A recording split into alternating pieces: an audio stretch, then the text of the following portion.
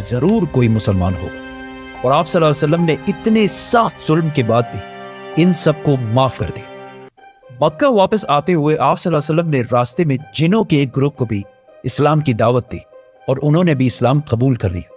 جیسے ہی آپ صلی اللہ علیہ وسلم مکہ کے قریب پہنچے تو انہیں پتا تھا کہ اب وہ مکہ کے سٹیزن نہیں رہے، تو انہوں نے مکہ کے کچھ لوگوں سے مکہ کے اندر رہنے کے لیے پناہ مانگنے کی کوشش کی، جس طرح آج کسی دوسرے ملک کا ویزا مانگتے ہیں۔ پہلے دو لوگوں نے پناہ دینے سے انکار کر دیا، لیکن تیسرے مطعم بن عدی نے رسول اللہ صلی اللہ علیہ وسلم کو پناہ دی۔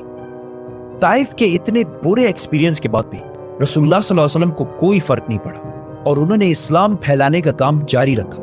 ہر سال پورے عرب سے ہزاروں لوگ مکہ حج کرنے کے لیے آتے تھے، تو رسول اللہ صلی اللہ علیہ وسلم صرف رات کے اندھیرے میں ان کے کیمپس میں جاتے اور انہیں اسلام کی دعوت دیتے تھے۔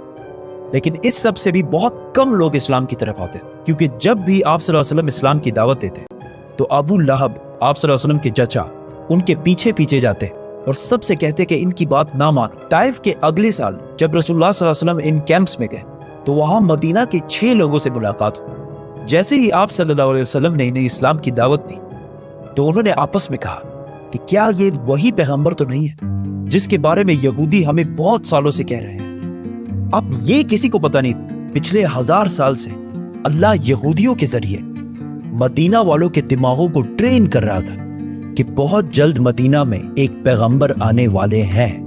مدینہ کے ان 6 لوگوں نے ڈائریکٹ اسلام قبول کر لیا اور واپس جا کر مدینہ میں اسلام کو پھیلانا شروع کیا۔